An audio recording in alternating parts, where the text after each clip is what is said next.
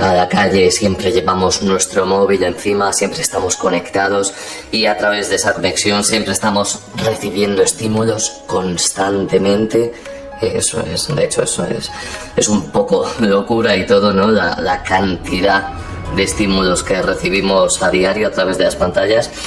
¿Cuántos de esos estímulos os fomentan o os incitan a ejercer un mayor control sobre vuestros pensamientos? Lo mismo, como no veáis contenido como el mío, el de otros creadores de desarrollo personal o bueno, os guste leer libros de filosofía y demás, porque por ejemplo el budismo me gusta tanto porque hace mucho hincapié en ese control mental, en cuidar nuestra mente y los pensamientos que tenemos en ella, pero en general ninguno de los estímulos que recibimos a diario nos incita a ejercer este control mental. De hecho, todo lo contrario. De hecho, todas las empresas, todas las redes sociales y las entidades que en el fondo juegan con nuestra atención y nuestro tiempo, ¿no? y también con nuestro dinero, es decir, los recursos vitales con los que nosotros contamos, lo que les interesan es que nosotros no ejerzamos ese control mental, porque si lo ejerciéramos a lo mejor no haríamos tantas compras impulsivas, no gastaríamos tanto tiempo en las redes sociales y bueno, no dedicaríamos tantos de esos recursos en puras banalidades muchas veces y puro entretenimiento, que en el fondo lo único que nos hace es quedarnos cómodos con la mediocridad, ¿no? Y no intentar dar más de nosotros. Y es un poco el funcionamiento que hay hoy en día. Siempre actuamos esperando algo de los demás. Y en este sentido, pues estas entidades, estas empresas juegan con esos estímulos para fomentar que nosotros nos dejemos llevar y no ejerzamos ese lado racional. Y en el fondo es este lado racional al que apelan pues muchísimos autores, ¿no? Desde, como he dicho, el budismo, el estoicismo y demás, el que deberíamos entrenar como si fuera un músculo, el que deberíamos dominar y el que debería anteponerse en la mayoría de las situaciones de nuestra vida y no ser tan reactivos, no permitir que cualquier estímulo pueda incidir sobre nosotros y ese estímulo y la forma en la que nosotros saltamos, ¿no? Reaccionamos ante él, determine nuestras acciones. Porque además normalmente cualquier decisión basada en la emocionalidad, en una emoción puntual que recibimos, cualquiera, ya puede ser enfadarnos porque alguien nos ha criticado y reaccionamos acorde a ese enfado que sentimos dentro, o en el tema de las compras, recibir un estímulo de un artículo o un servicio que nos atrae muchísimo y dejarnos un dinero que a lo mejor podríamos haber ahorrado para invertir en cosas mucho más productivas y que nos mejoran como persona, ¿no?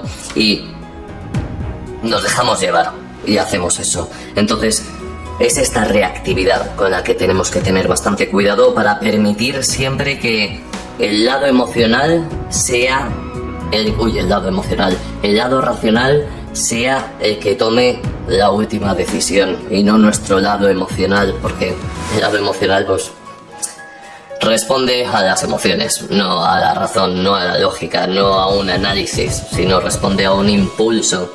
Y si nos acostumbramos a actuar acorde a impulsos, a emociones, no utilizando nuestra cabeza para anteponernos a ciertos miedos que todos tenemos, sino acorde a las emociones, pues las cosas nos van a ir muchísimo peor, pero muchísimo peor. No vamos a poder hacer ni avanzar en muchísimos ámbitos de nuestra vida. Tú imagínate, si quieres entrenar y te domina el miedo a que las personas en el gimnasio te vean con un mal físico, ahí estás actuando acorde a una emoción, que es el miedo, que además es una emoción que muy potente, que determina la vida de la mayoría de las personas, desgraciadamente. A todos nos afecta, ¿no? En cierta medida. Solo que si conseguimos anteponernos a ese lado emocional y utilizamos nuestro lado racional, pues vamos a poder darle unas cuantas vueltas, darnos cuenta de que a la gente no le interesa nuestro físico, darnos cuenta de que vamos a tener que ser unos novatos si queremos empezar a entrenar y tener un buen físico, ¿no? Y vamos a tener que crear disciplina, y que si nos dejamos llevar por ese miedo, jamás lo vamos a lograr. Entonces, de eso va este capítulo, de darnos cuenta de que podemos controlar nuestro lado racional, podemos ejercer un mayor control mental para no ser tan reactivos y en el fondo tomar mejores decisiones que nos lleven a mejores acciones, y que esas mejores acciones basadas en la racionalidad y no en los impulsos nos otorguen en el fondo una vida mejor. Y sobre todo dejar claro que esto no significa que no podamos sentir las emociones, ¿vale? Porque muchas personas ante esta anteposición del lado racional pueden decir cosas como: ah, pero es que si no la vida es muy aburrida, si no sentimos las emociones, ¿de qué sirve todo esto? Y estoy completamente de acuerdo, ¿eh? O sea, yo creo que las emociones y los sentimientos que obtenemos del entorno dan muchísimo color a esta vida, y es fundamental que busquemos voluntariamente estas experiencias. La diferencia entre el control mental y el sentir las emociones es que tú puedes sentir las emociones, otra cosa es basar tu vida acorde a esas emociones, tomar decisiones acorde a esas emociones, y eso no tiene nada que ver con sentirlas. Tú puedes sentir todo lo que quieras. De hecho, si aprendes a anteponer tu lado racional, es probable que acabes sintiendo muchísimas más emociones y pases por muchísimas más experiencias, porque ese miedo no te controlará. Ese miedo a incertidumbre, a lo desconocido, no te controlará. Antepondrás tu lado racional y podrás tomar decisiones y acciones que te otorguen más sentimientos y más experiencias. Puede ser cosas como hablar con la persona que te atrae y al final tener una relación sana, o viajar, o emprender nuevos proyectos, o aprender nuevas habilidades, ¿no? Todo eso te va a otorgar nuevas sensaciones, pero estarán muchas veces basadas en la anteposición del lado racional al lado emocional, en el sentido de que puede ser miedo lo que te frene. Así que esto sería un poco la historia, ¿no?, que hay detrás de esta anteposición del lado racional, y que al final es lo que nos diferencia como seres humanos. En mi caso, recuerdo que antes, hace por lo menos 3 años, ¿no?, ahora me siento mucho más estable emocionalmente y mentalmente, ¿no? Siento muchísimo mayor control sobre los pensamientos y soy capaz de pillarme muy rápido cuando empiezo esta espiral de pensamientos improductivos, ¿no? Y que al final pues te generan estas creencias que te hacen tomar decisiones y acciones que sabes que no te van a venir bien, ¿no? Ahora puedo pillarme muy rápido, pero recuerdo que en el pasado no hacía esto. Y estoy seguro de que la mayoría de vosotros estáis en ese punto. Te vas a dormir, estás conduciendo, estás trabajando y de repente empiezan estos pensamientos negativos, ¿no? Yo qué sé, me voy a quedar solo toda la vida, o qué va a pasar conmigo. Voy a tener siempre este trabajo de mierda. Y empiezas a tirar del hilo de ese pensamiento, ¿no? Y empiezas a deprimirte tú solo. Y esto es algo que pues, a mí me pasaba, y estoy seguro de que a muchísimos de vosotros también os pasa. Y de hecho, cuando analizamos esto en las consultas privadas, porque es uno de los temas que más suele limitar a las personas, ¿no? Al final, porque si tú no eres capaz de controlar tus pensamientos, va a ser muy difícil, muy complicado que te antepongas al miedo que hemos comentado antes, ¿no? Entonces sí que poco a poco, a través de unas técnicas que vamos a comentar ahora, sí que he ido siendo más capaz de anteponer el lado racional y dejar un poco ese lado emocional aparte y ser capaz de pillarme a mí mismo con este tipo de pensamientos. Y es que tenemos que ser conscientes de esto. Sí que hay un camino para hacerlo, aunque no nos lo hayan enseñado, aunque jamás recibamos información o conocimientos de trending media en cuanto a esto. Sí que podemos hacerlo y es maravilloso, de hecho, llegar a ese punto de poder hacerlo y evitar que te condicione tanto, ¿no? Y estos pensamientos ansiosos o depresivos que podemos llegar a tener, y ser capaces de cortarlos muchísimo más rápido y con muchísima más facilidad. Entonces, ¿cómo podemos hacerlo? ¿Cuáles son las técnicas concretas que nosotros podemos utilizar para ir mejorando poco a poco en este control mental?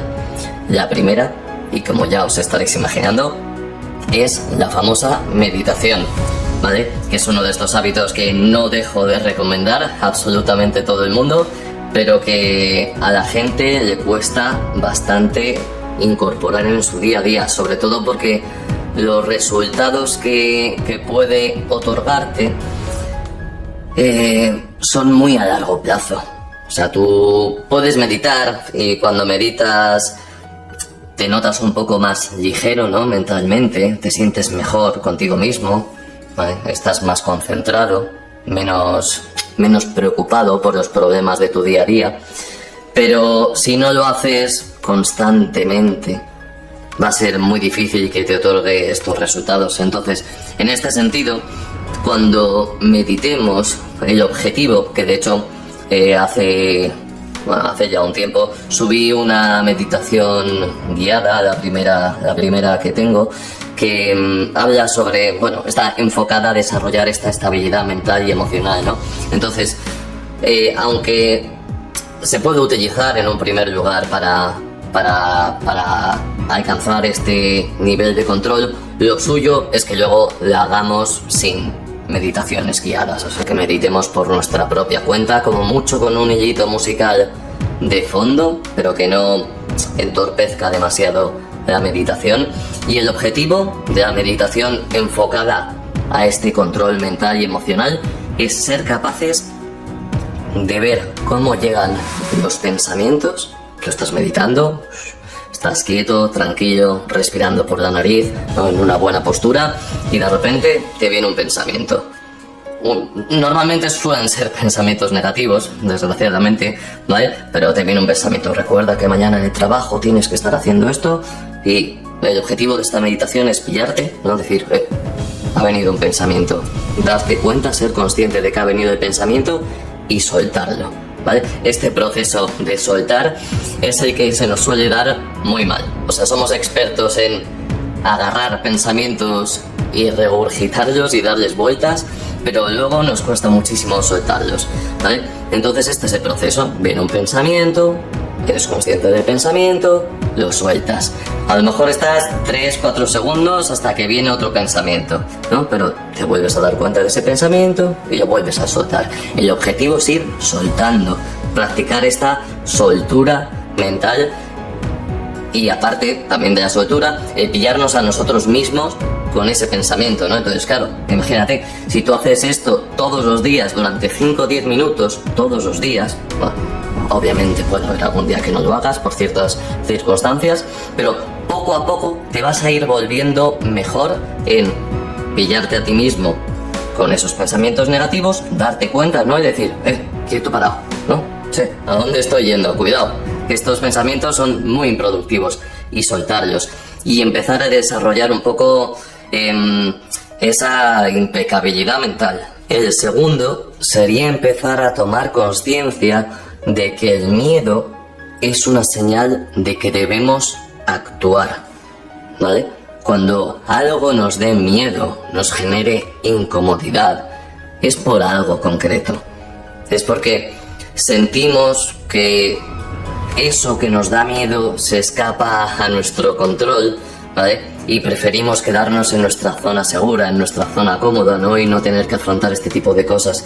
Entonces, si empezamos a darnos cuenta de que aparece este miedo, ¿no? tengo miedo. Todos los ejemplos que hemos puesto antes, ¿no? De miedo, de aprender algo nuevo, pero ser incompetente en eso que quiero aprender, acercarme a una persona que me atrae, hacer nuevos amigos, empezar nuevos proyectos. Todas estas cosas nos van a dar miedo y vamos a empezar a crear un montón de excusas de por qué no deberíamos afrontarlos. Pero si aprendemos a interpretar ese miedo que sentimos en esos momentos y lo empezamos a utilizar en nuestro favor, ¿no? Este miedo significa que hay algo que yo puedo aprender si le doy una oportunidad, si consigo vencerlo. Entonces, cuando aparezca este miedo, ¿no? Esta sensación de que no queremos hacer algo, ¿vale? Y nos inventamos, nos inventamos porque no queremos hacerla y banalizamos, ¿no? Estoy mejor solo, mejor tengo un trabajo seguro y no persigo mis sueños, ¿vale?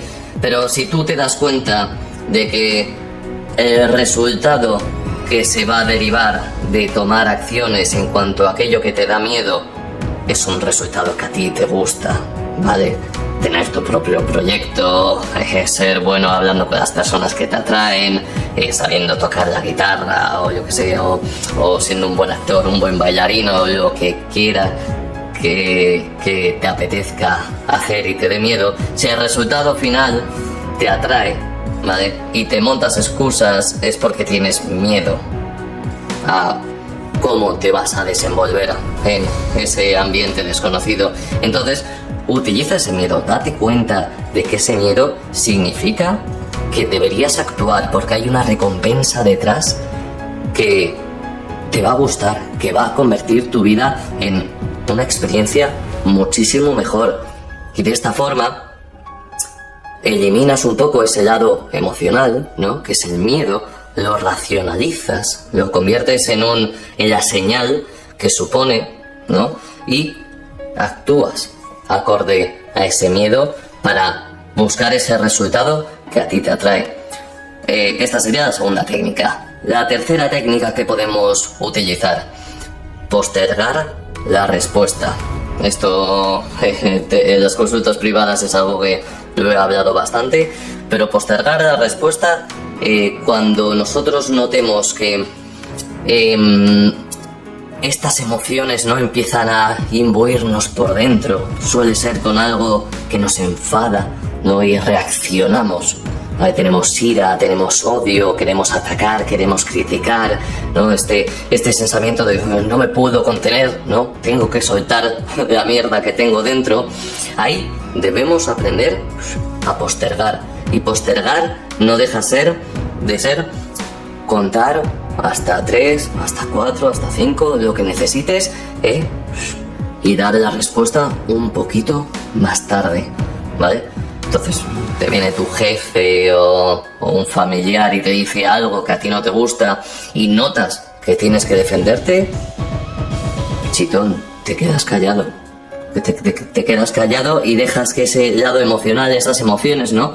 Que están borboteando por aquí arriba, vayan bajando poquito a poco y el lado racional vuelva a tomar su puesto y así poder dar una respuesta mucho más lógica, mucho más racional y que en el fondo no te arrepientas de haberla dado. Pues cuántas veces, ¿no? Todos nosotros hemos dado respuestas basadas en esas emociones, ¿no?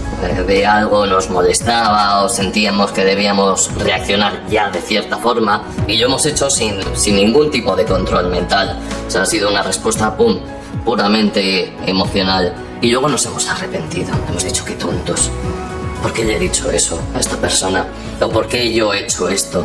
Ha sido una estupidez, ¿no? Para intentar llamar la atención o quedar bien delante de los demás y hacemos el idiota. En vez de postergar un poco, dejarnos unos cuantos segundos de margen para actuar y dejar que ese lado emocional baje, nos calmemos y podamos pensar de verdad, de forma lógica y racional, cuál es la mejor respuesta que podemos dar.